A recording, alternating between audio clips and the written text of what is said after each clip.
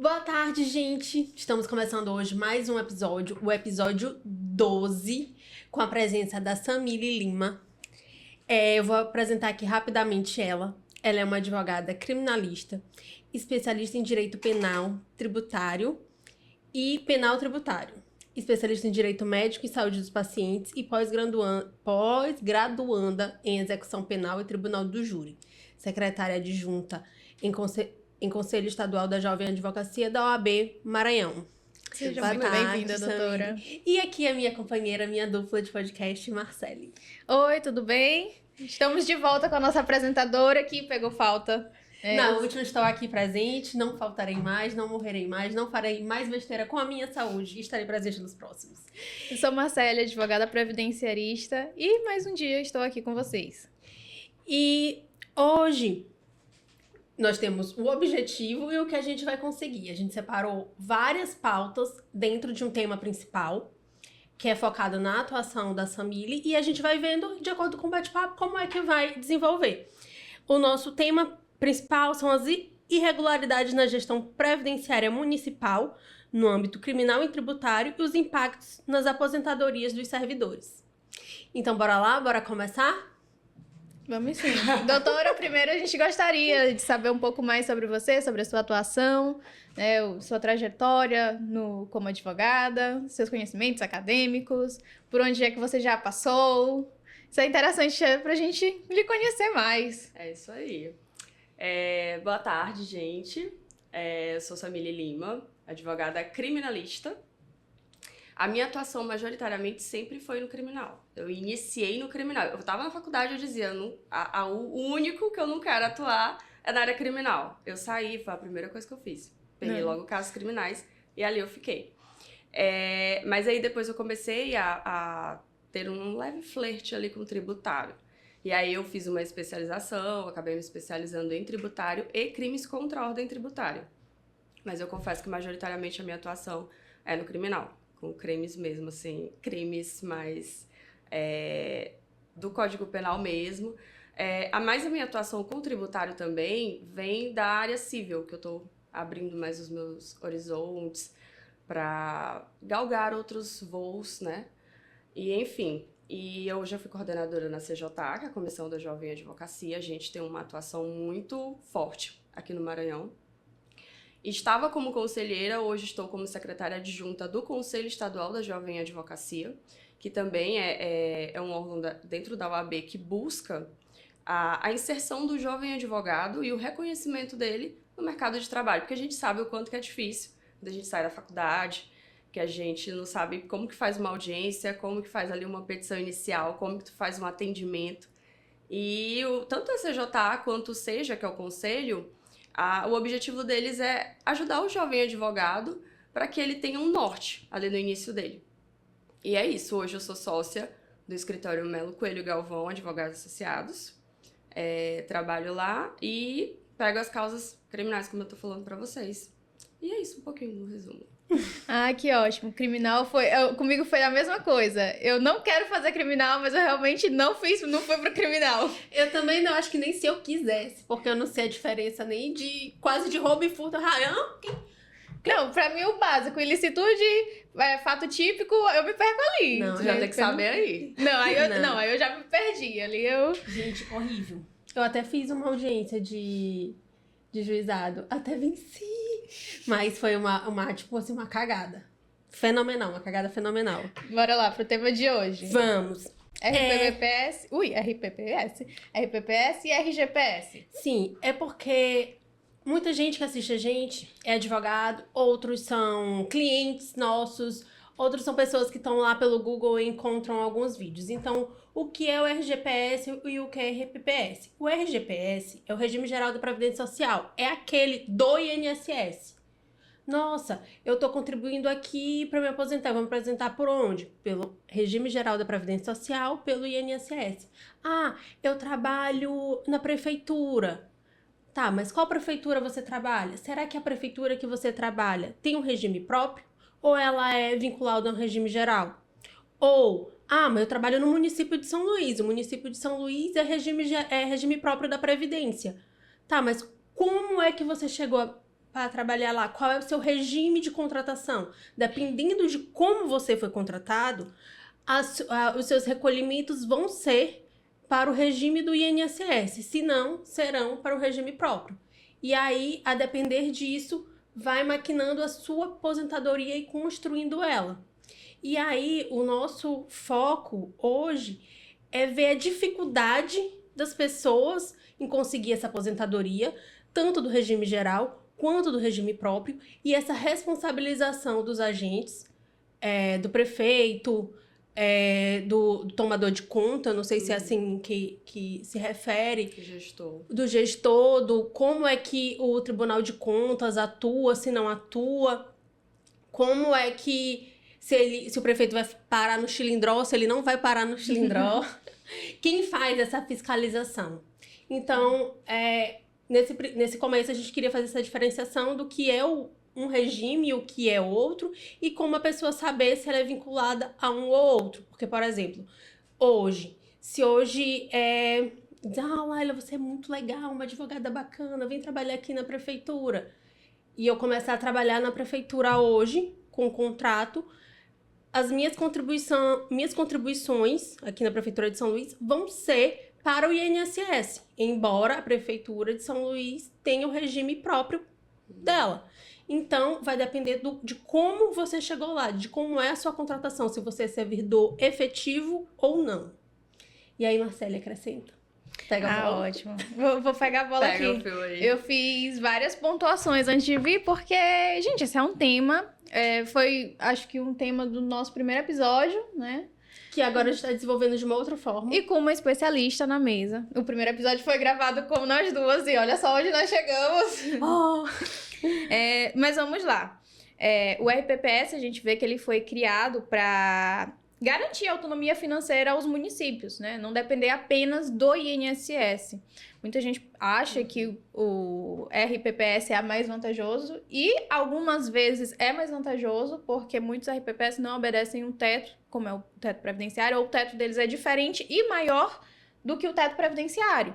Então, para algumas aposentadorias, realmente faz sentido que o RPPS seja mais vantajoso. Aí nós temos muitos servidores que acreditam, né? Porque existe essa possibilidade também de pegar o tempo do regime lá, sim, do RPPS, e levar para o INSS.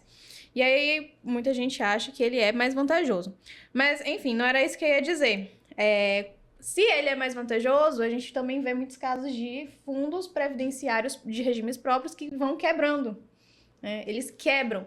Se eles quebram é porque não tem dinheiro suficiente. E aí é que entra o porquê. Se eles são tão bons assim e os servidores acham que eles são tão bons, por que é que eles estão quebrando? Essa é a minha primeira pergunta.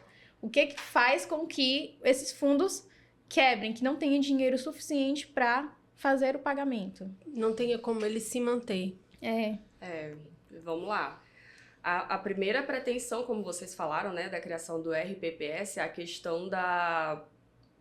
uma autonomia. Para ele ter uma autonomia financeira que é diferente do INSS, para ele meio que desvincular ali do INSS das regras gerais, que para algumas pessoas pode ser que a primeira visão é que seja bem mais benéfica. Sim. Aí, nossa, Samília, mas se tem uma autonomia, se não está ligado ali diretamente ao INSS, o que tem de ruim nisso? O que tem de ruim? A má gestão. Se nós não temos uma boa gestão que ajude a gerir ali aquele fundo próprio, né, de previdência, para que esse dinheiro seja aplicado no futuro para o fim em que ele se destina, aí a gente vai ter um desfalque. Por isso que hoje nós temos um número gigantesco de ações judiciais previdenciárias ajuizadas, porque as pessoas não estão conseguindo se aposentar. Por que elas não estão conseguindo? Porque não tem verba para pagamento. Porque aí existe aquela parte do desvio. Existe também a questão do não depositar as verbas, né? E isso é o que a gente chama de apropriação indébita, que é quando o gestor ele não faz o depósito. Samília, que tipo de verbas você está falando? Quando você faz o recolhimento ali do seu FGTS, você olha ali no extrato, todos os recolhimentos ali tem que ser feito pelo teu empregador.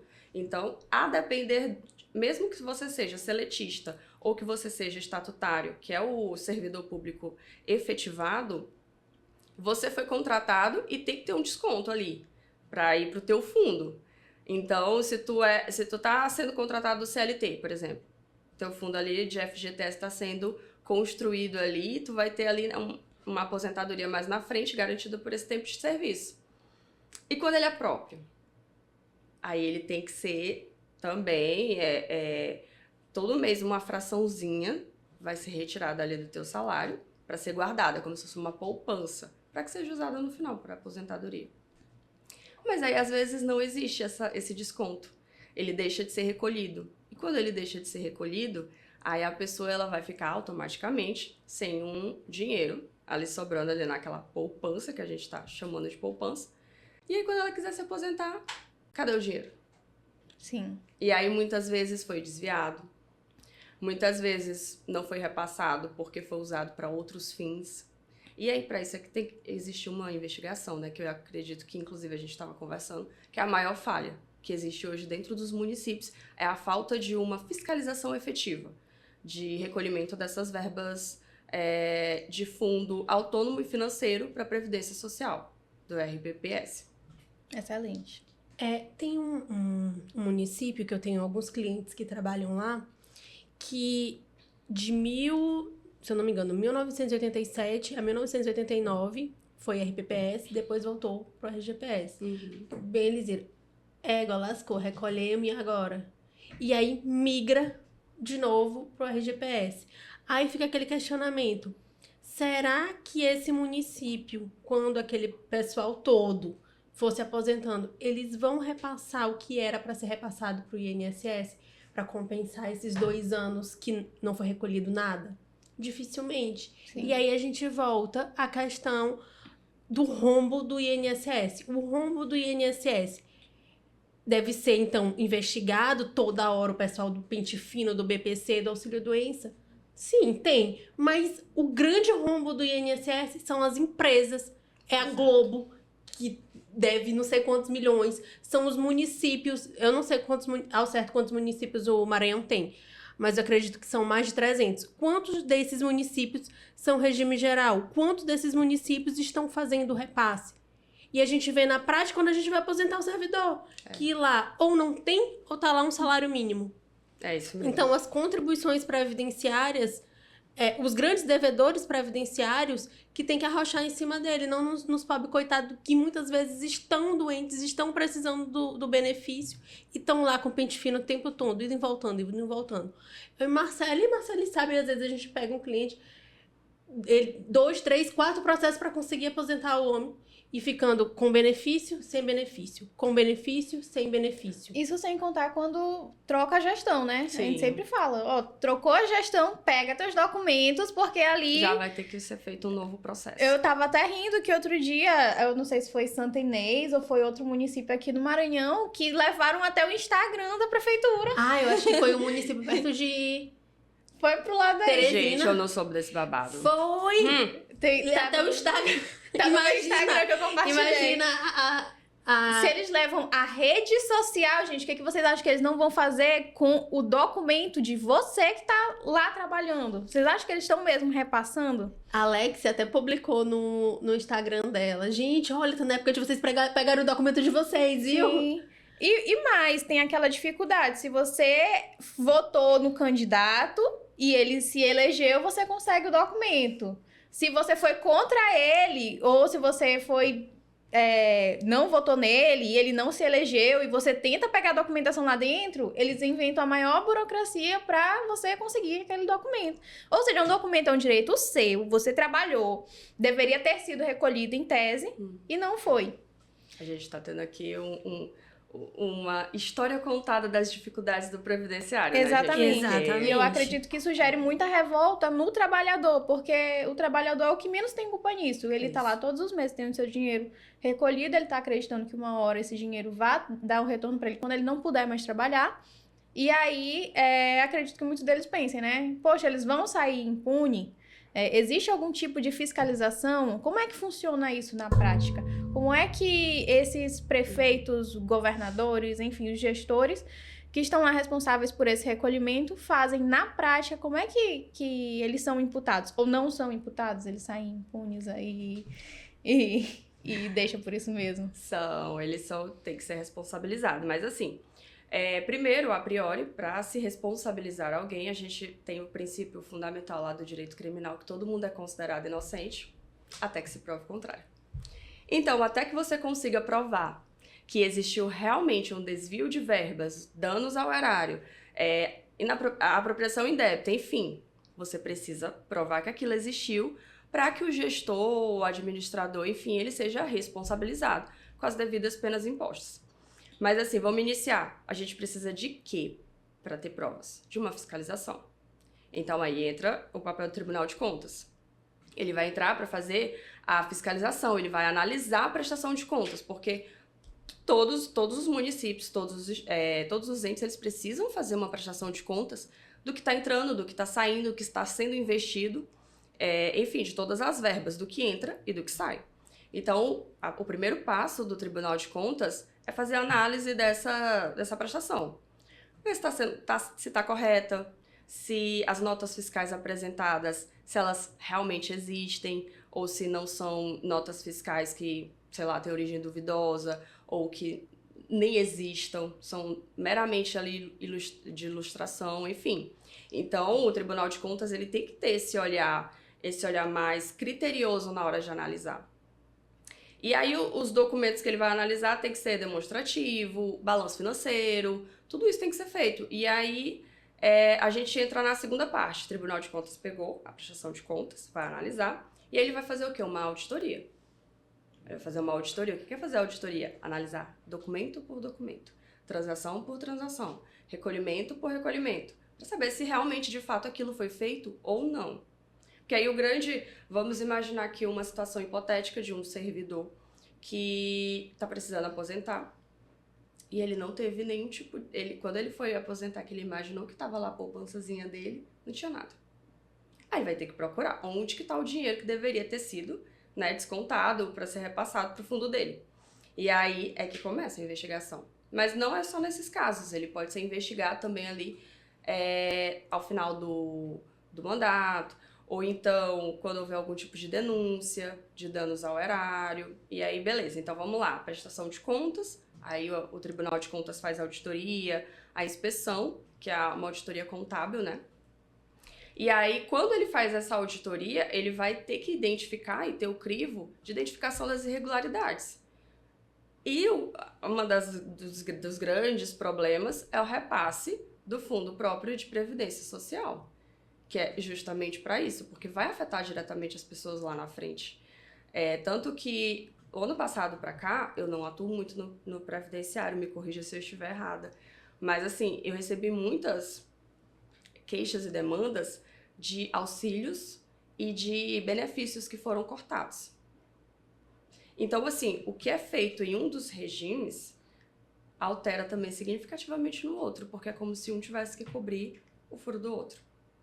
Então, onde eu bato, tem que ter uma fiscalização muito mais efetiva. O olhar do Tribunal de Contas ele tem que ser muito criterioso em cima desses repasses, em cima dessas notas, enfim, em cima de onde que os recursos estão sendo investidos, em quê, para o quê que se destina, sabe? E se realmente para o que se destina está sendo utilizado para aquele fim.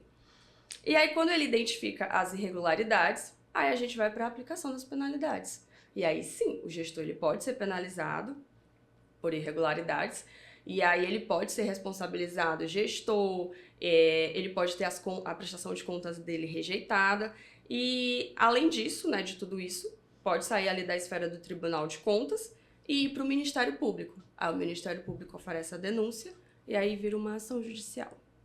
Mas, assim, em relação a essa questão de regularidade, seja do fundo próprio, né, do RPPS, seja do RGPS, sempre vai começar do Tribunal de Contas ou é possível que já comece direto pela polícia, numa investigação, a Polícia Federal está desconfiada de alguma coisa, não sei o quê, de uma apropriação desse dinheiro aqui, porque, por exemplo... Precisa ter uma denúncia. Pra começar... Não precisa necessariamente iniciar no Tribunal de Contas. Ah, sim. Ele só precisa ser mais efetivo. Mas eu preciso que tenha uma denúncia. Sim. Geralmente tem. Geralmente eles atuam... Tem. Vai os dois ao mesmo tempo. o prefeito respondendo nos dois lugares. E responde, como vocês sabem, é no nome do prefeito. Sim. É o nome dele. Então, o município, ele entra com a ação contra o gestor. Porque por conta de rejeição de prestação de contas, enfim. Mas existe, sim, casos em que existe a denúncia.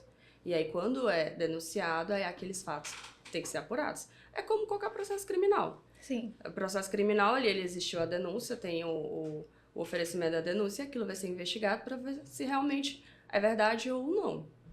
E aí a gente tem a oportunidade de ele ser penalizado ou de não, a prestação de conta dele tá ok, não existe irregularidade aqui e segue o fluxo. Mas é isso. E na esfera criminal, quais são os possíveis crimes cometidos em um caso desse, tanto no RGPS quanto no RPPS? De não... É porque lembrando que não são só os prefeitos que podem ser imputados, os prefeitos são do RPPS, mas no caso do RGPS, os donos de empresas, Sim. Os titulares de PJ que Sim. contratam, que deveriam estar repassando, todos eles podem ser responsabilizados. O primeiro, que a gente até falou, foi a apropriação indébita previdenciária. Esse é o mais comum, que é o que vai na tua área de atuação, na área de vocês, né? Sim. Que vai diretamente. Se ele não faz o recolhimento, não está descontando as contribuições ali, ele pode incorrer no crime de apropriação indébita previdenciária, que está no 168 do Código Penal. E ele pode pegar uma pena de reclusão de 2 a 5 anos e pagamento de multa. Eu sempre me coisa essa dúvida. Quando vem, reclusão de... Mas vai preso ou não vai preso? Porque tem umas penas assim, não é porque esse aqui não dá pra ficar Detenção. preso. Detenção e reclusão. A Aí aula do penal básico. Não sei, desculpa. São os regimes. A gente tem o regime fechado. Aham. A cara dela. Regime fechado, que são para apenas maiores ali de 8 anos. Então, nesse caso, Maiores. assim, se ele chegar, então, você foi condenado a 3 anos. Então, 3 anos tu tá solto. Então, tu não fica preso. Vamos lá, calma. Vai. A gente tem o regime fechado, o semiaberto e o aberto. Aí vamos lá. O regime fechado, crimes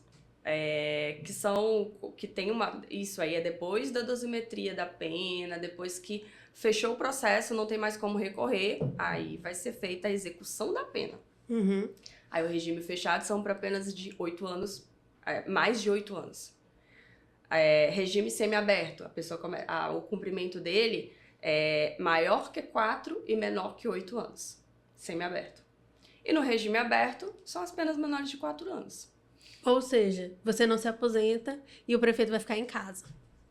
Não, mas geralmente quando ele vai preso por um negócio desse, ele não vai preso só pela apropriação. Tem o desvio de dinheiro, lavagem de dinheiro. E aí o que acontece? Existe a acumulação de pena. Sim. E aí tem toda uma investigação para ver se existe um concurso, né? Se ele agiu sozinho, se ele agiu em conluio ali com todos os outros membros, né, da casa.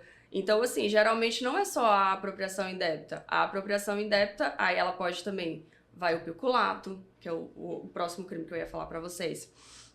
Que é quando ele desvia. Porque, assim, a apropriação indébita não houve o recolhimento previdenciário do que deveria ter sido recolhido. O peculato é quando tem desvio. Ele desvia o valor e vai se apropriar daquele valor. Por exemplo, o valor ele é para o fundo ali da Previdência Social. Não. Ele veio pra cá. Então, ele desviou. Ele desviou. Então, quando eu tenho esse desvio de valor para finalidades pessoais, que não diz respeito com aquele fundo de previdência social, né, que é o fim dele, aí eu tenho um crime de peculato. Crime de peculato já é reclusão. 2 a 12 anos e multa. Melhorou. Então, aqui a gente já tem ali o fiozinho. Mas aí, Samília, se ele pegar 4 anos? Não, aí não é regime fechado. Então, a gente também tem que se atentar aos regimes que é no criminal. Mas é de 2 a 12 anos e multa. Mas aí tem que ser provado. Como eu disse, todo mundo é inocente, até que se prove o contrário. Era isso que eu ia chamar a atenção, porque quando tu for explicar o procedimento, parece que em 1 ano já acabou o processo, o juiz já bateu o martelo, o cara já tá na cadeia. E não é bem assim que Não. funciona, né? Quanto tempo mais ou menos levaria para um processamento? Vamos supor, meu INSS não foi recolhido. Uhum. Cheguei lá na prefeitura, o RH disse assim, não tem aposentadoria. Chego lá no regime próprio, não tem nada aqui. Aí eu vou, pé da vida, vou lá na delegacia. Aí o delegado, ele me atende? Ou eu tenho que ir direto no Ministério Público? Vou numa delegacia ou eu vou no Ministério Público? Aí já começa por aí, né? Por onde é que eu vou? Tu vai no ministério. Aí tem que ir direto no Ministério, só ir na delegacia não funciona, no caso. Aí já é o negócio mais Mas embaixo. ó. O que a gente aconselha? Vai, tu registra a denúncia. Vai na delegacia, porque tem uma delegacia especializada nisso, né? Que são os crimes contra a ordem tributária. Que é como a gente tem a delegacia da mulher, como a gente tem a delegacia de crimes virtuais, a gente também vai ter a delegacia de crimes que são da esfera tributária.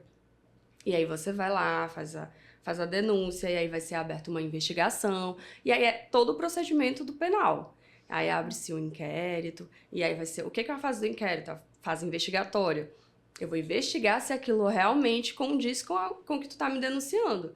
E aí depois a gente vai e passa para o Ministério Público, o Ministério Público oferece denúncia ou não oferece a denúncia. Quando ele oferece a denúncia, o processo segue o rito normal mesmo.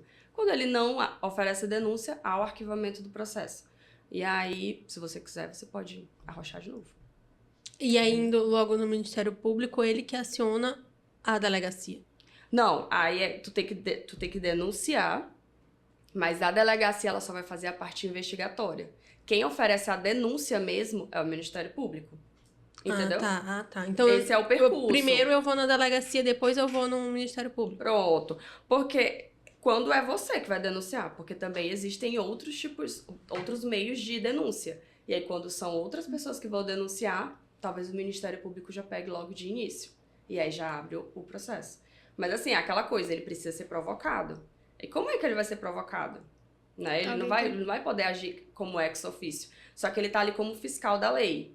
Então, ele atua também fiscalizando. Então, se ele identificar alguma irregularidade, pode ser aberto um processo. Entendeu? Sim, excelente. E aí é um negócio que demora, né? Eu sei que demora porque na época que eu era estagiária da defensoria, eu pegava assim uns administrativos. Não era nem o judicial ainda, era só o administrativo. Eu ia lá pra fazer as defesas. Porque geralmente nessa parte, o prefeito ele já assumiu. Quando chega ali, quando eles conseguem finalizar o inquérito, o prefeito já evaporou ninguém da sabe. prefeitura. Já levou o dinheiro, ninguém encontra ele não consegue ser citado, ninguém consegue intimar, nada. Aí vai para onde? Na defensoria. E a defensoria vai atuar para que o processo não ocorra sem defesa. É isso mesmo. Ocorre igual um processo comum de qualquer outro crime de qualquer outra natureza. Se você tem, por exemplo, um crime cometido contra a mulher, violência à mulher, você vai lá na delegacia especializada de crimes contra a mulher, né? A aplicação da Lei Maria da Penha, que é específico, e aí vai ser aberta uma investigação. Às vezes tu pede medida protetiva, aquilo ali é uma liminar, vai ser deferido ou não. Mas aí abre uma investigação. E aí é nessa investigação que existe a possibilidade de oferecimento ou não de denúncia. E aí, se for oferecida a denúncia, o processo segue o rito dele normal. Se não, ele não tem como seguir. Então, ele fica parado. É comum. Aí, sobre demora. Não sei te precisar os anos. Porque eu já... não em processos assim... Eu nunca tive um finalizado de tributário, porque você já ouviu advogada. Mas eu já peguei um processo criminal de roubo majorado, que ele foi de 2015. 2015 não, 2010. 2010. E quando eu fui procurada pela família em 2022, porque ainda iria ter audiência de instrução. Nossa Senhora. Eles demoram. Ainda ia ter audiência de instrução. E nesse caso, ele era inocente. Ele estava sendo acusado de um crime que ele não cometeu. É por isso que é importante a aplicação do princípio da presunção da inocência. E eu digo pra vocês, é muito difícil você defender uma pessoa inocente, que tu sabe que é inocente, porque pesa mais. Pra mim, pesa mais. E eu sabia que ele era inocente, que ele não tinha cometido. E ele foi preso para investigação. Houve vários erros, excessos, enfim. Ele apanhou, foi maltratado. E observem, o crime ocorreu em 2010.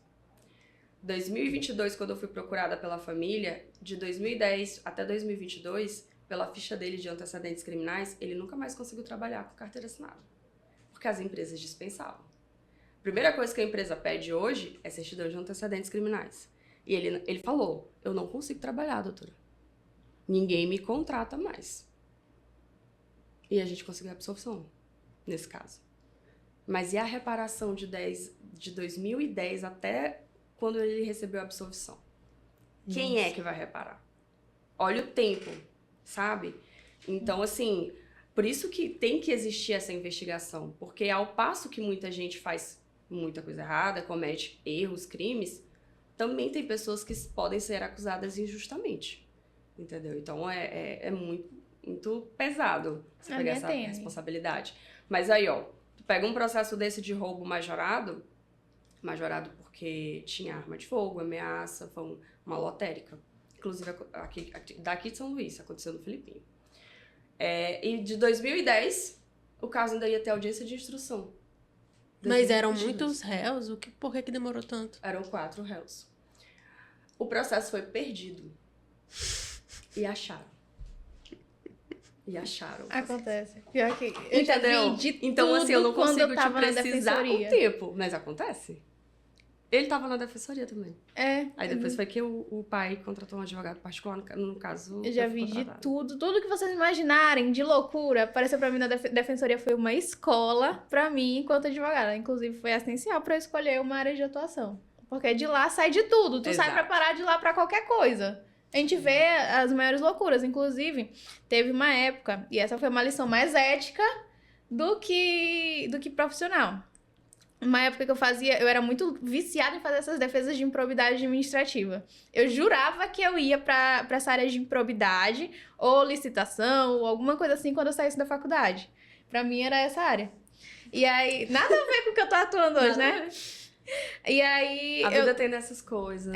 Aí um dia eu peguei um prefeito que eu conhecia. Um prefeito que eu conhecia e que tinha lesado funcionários públicos da minha família. Aí, nesse dia que eu peguei, que era pra eu fazer a defesa, aí eu falei... Na época, minha chefe, doutora, eu não consigo fazer essa defesa não, porque esse caso aqui eu sei que ele fez. Esse desvio aqui eu sei. Aí ela disse assim, olha, eu entendo a sua dor, eu realmente entendo, mas a gente não tá aqui pra questionar nada, a gente tá aqui pra fazer o nosso papel. Aqui a gente tá aqui pra defender, e é isso que você vai fazer. Você vai sentar lá, você vai fazer a defesa bonitinha dele, é o melhor que você pode fazer, e você vai me entregar. Pronto, foi a lição do dia aquilo ali.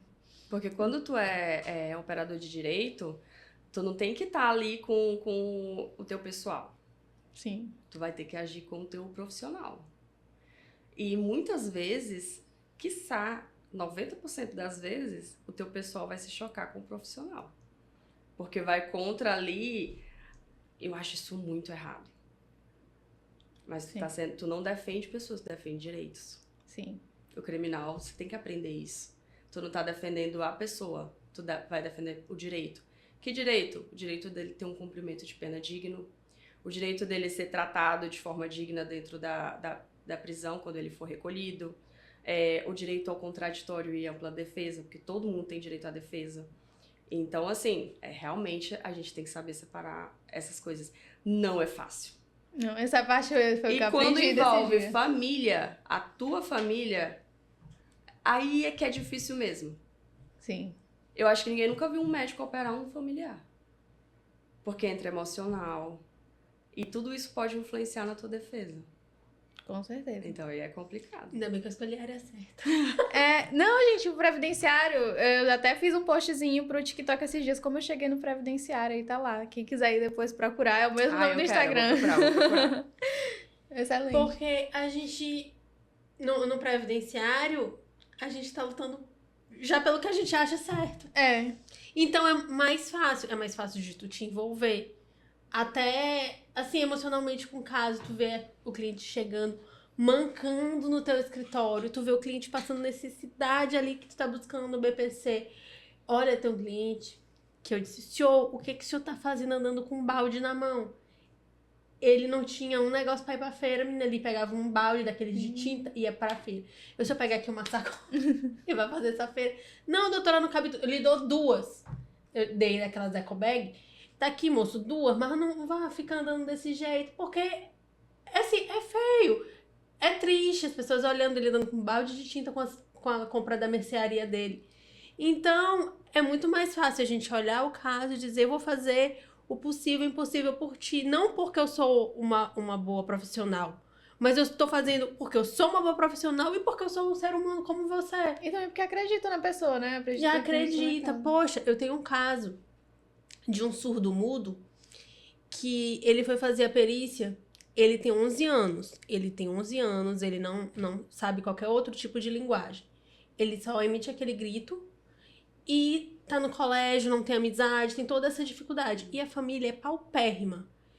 E aí ele foi fazer a perícia, eu fiz os quesitos, como eu sempre faço, como eu sempre insisto para todo previdenciarista, é indispensável os quesitos.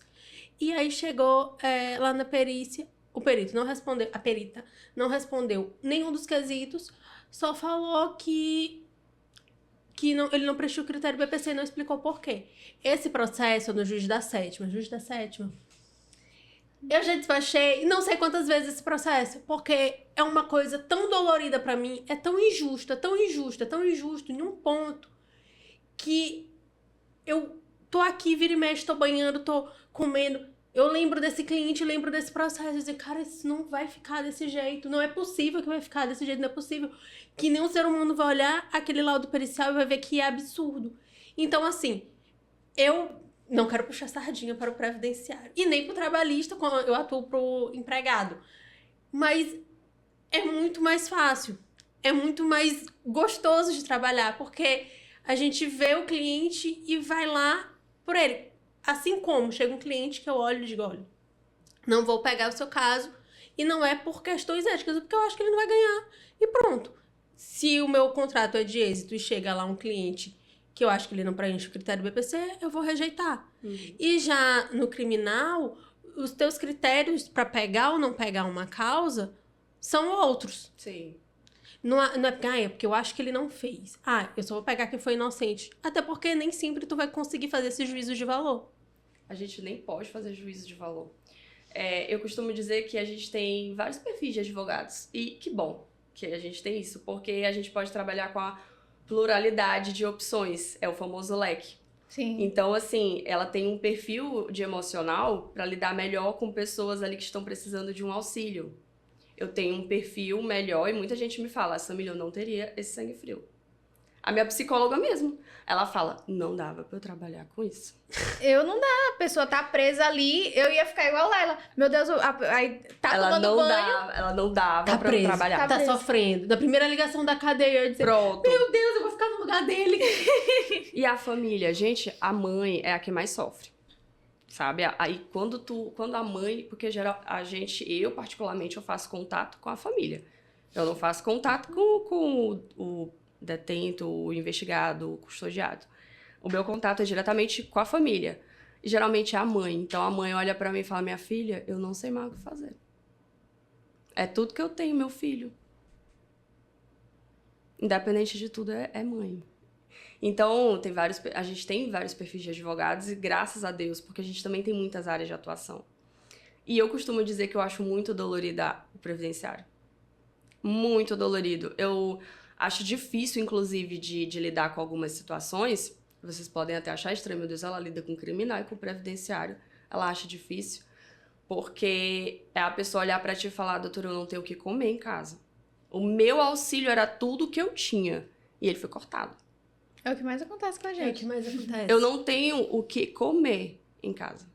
Ou então, doutora, eu sou portador de tô aqui, tenho esquizofrenia, tenho Alzheimer, por exemplo, que Alzheimer, cara, dessa degenerativa ali de demência. A pessoa, ela esquece de como viver. Ela precisa o tempo todo de uma pessoa ali para estar auxiliando. E a aposentadoria é muito difícil. Não é fácil tu aposentar por invalidez. Sim. E é difícil tu lidar com isso. Porque hoje é um cliente teu, amanhã pode ser um familiar. Exatamente. E isso te pega muito. Então, assim, eu admiro muito quem tem o emocional para trabalhar com o previdenciário. Eu tô trabalhando isso em mim. E, por incrível que pareça, eu acho muito mais fácil o emocional para trabalhar com criminal. Ah, eu não conseguiria.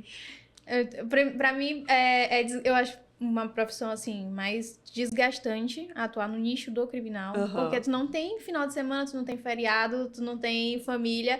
Já aconteceu comigo, bem no comecinho logo, de alguém me ligar e dizer assim, era domingo, meio-dia, eu com um prato de comida na mesa, minha família ao redor e tá Desce. ligando lá. Desce pra delegacia. Ligou assim, olha, o filho de não sei quem tá descendo pra Pedrinhas.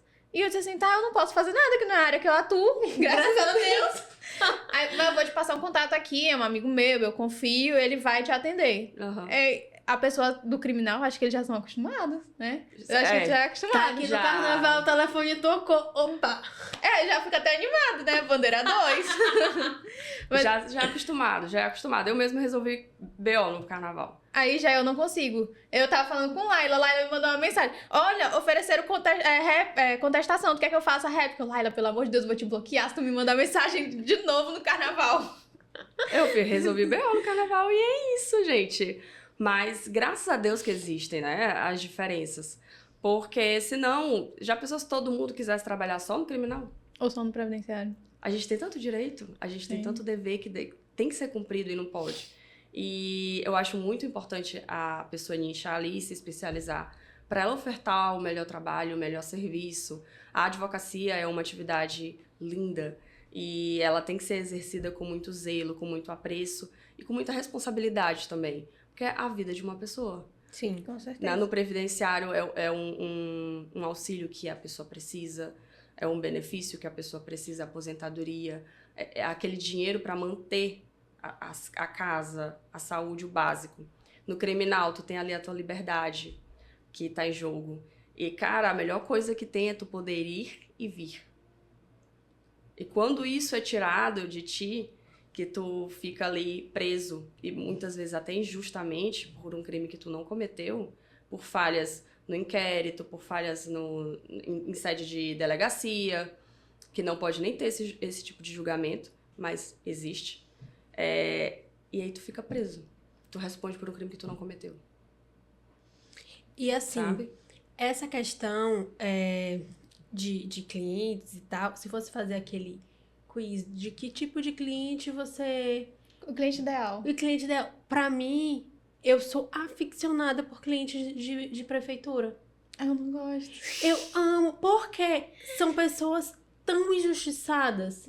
Tão injustiçadas. Porque assim, uma coisa é você tá doente, não tá conseguindo o benefício porque o perito não lhe passou. Uma coisa é você ter contribuído a vida toda, direitinho, todo mês é descontado. Porque é descontado, né, gente? E aí chega lá o bonitinho do prefeito, fez qualquer outra coisa a não ser repassar ou pro regime próprio, né? Ou pro INSS. Sim. Aí chega lá, eu sou professora, sempre contribuí na faixa de 4, 5 mil, a projeção da minha aposentadoria, que fica em 3.200. Dei entrada, depois de trabalhar mais de 30 anos na prefeitura, foi indeferido. Por quê? Ah, só consta 5 anos. Como Ou então assim? repassa, mas repassa com valor menor. Aí, um salário mínimo, meu Deus, a minha vida todinha. Eu tenho carro, como que eu vou sustentar um carro, uma casa, fazer as compras? Eu tenho diabetes, não sei o quê. Como é que eu vou fazer isso com um salário mínimo?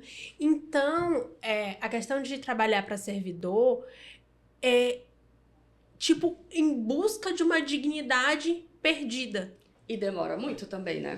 Demora demais. Eu tô com processo. Juiz, desculpe. Gente, eu fiz uma petição. Eu tava de TPM. Com raiva. Com vários outros problemas. Com raiva. Gente, eu fiz um embargo de declaração. Que eu só... Ontem, eu até pedi pra um amigo meu. Eu ia dar uma olhadinha aqui nessa petição. Ver se eu peguei muito pesado. Ele, você pegou. Eu, Dá uma maneirada. eu já tinha protocolado, desculpa. O que aconteceu?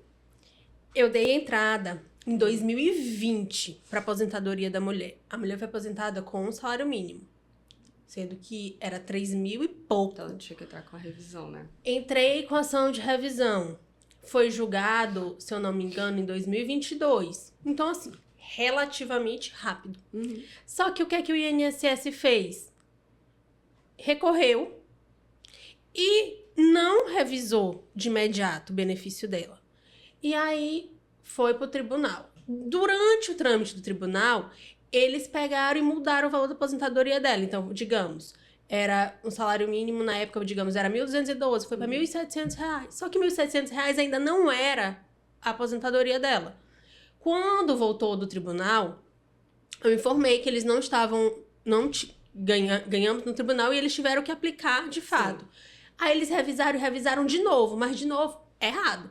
Então vamos dizer que a mulher ficou com 2.000 e poucos reais, que ainda era errado. E aí eu peticionei de novo. O desgaste, processo de 2020, 5 anos agora. Aí peguei, peticionei, falando, olha, a aposentadoria novamente está calculada errado por causa disso.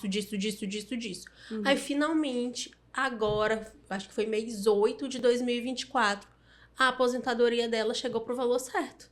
Eu, olha, aleluia, agora eu vou entrar com cumprimento de sentença para executar todas essas diferenças. As diferenças antes do recurso e a diferença após o recurso. Sim. Porque todos estavam menores. Se só foi a partir de 8 de 2024, o processo é de 2020, então olha a diferença. Aí peguei, apliquei a súmula, eu acho que é 111 do STJ. Não claro. Aqui diz que os honorários só incidem até a sentença. Então, tipo, o que for gerando pro acórdão já não conta nos honorários advocatícios. Fiz uma petição escrita assim, explicação dos cálculos. E aí deu quase... Abriu um tópico. Não, o nome da petição já era isso. Da aplicação dos cálculos. Não, eu borrava explicando os cálculos. Aí botei lá, por que que eu fiz o cálculo desse jeito, expliquei o que tinha acontecido nos processos, botei os IDs, juntei o extrato de pagamento da cliente, juntei a minha planilha de cálculo e juntei um terceiro documento que eu não tô... e as cartas de concessão para mostrar os equívocos e, como sempre, eles estavam concedendo errado. E fiz menção às petições anteriores que estavam mostrando o erro. Aí o que é que o INSS fez? Pô, top, tá certo o cálculo dela. O INSS concordou com o cálculo de quase R$200 mil. Gente, eu fui na lua e voltei. Aí eu falei lá pro estagiário, eu disse, tu vai despachar esse processo todo dia pra esse dinheiro sair. Porque é precatório. Beleza.